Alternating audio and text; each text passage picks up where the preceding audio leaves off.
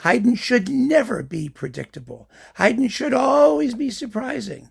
But surprise in music, humor in music, is a function of musical timing. And if you're constantly manipulating dynamics and tempos and whatnot, you miss the timing. This guy has no sense of Haydn's comic timing whatsoever. None. Zero. He's too busy trying to gussy up the music in his own revolting way. I mean, the slow movement of 93 begins with a string quartet, right? And then the full string orchestra comes in. Well, it should sound really different. Here you barely realize that there's more strings playing. I mean, you should hear the warmth of the full string section after that tiny, lonely sound of four strings. And then you've got the bassoon fart, at the end. Well, it's supposed to be da, da,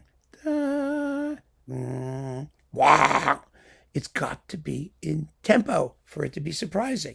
But no, he's slowing down. He slows down. He slows down. So you know something's coming. And then when it arrives, instead of it being a sudden fortissimo burst of flatulence, he makes a crescendo.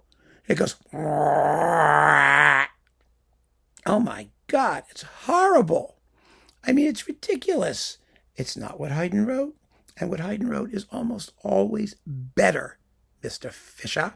In the Surprise Symphony, the surprise movement is so fast. Oh my God. Dum, bum, bum, bum, bum, bum, da, da, da, da, da, da.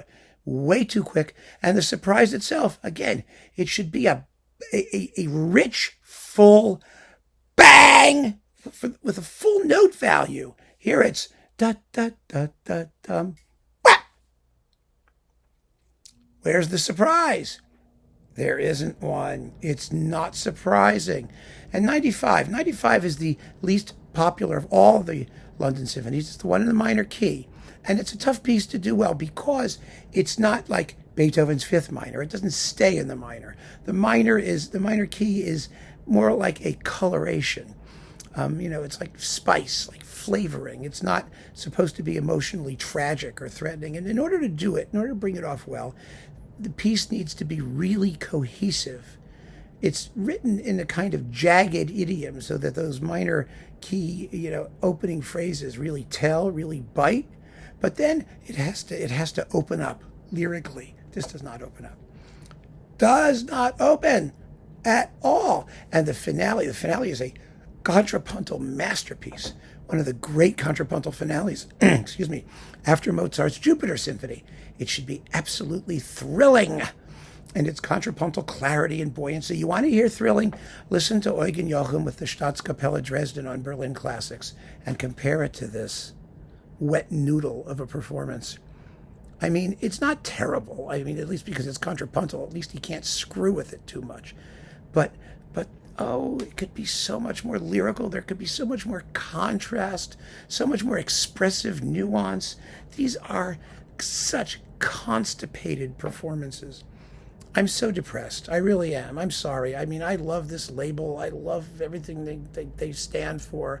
I think it was so smart of them to try and have a new set of London symphonies. I mean, the ones that they have, I think they're with Barry Wordsworth and their complete Haydn symphony cycle, are not bad.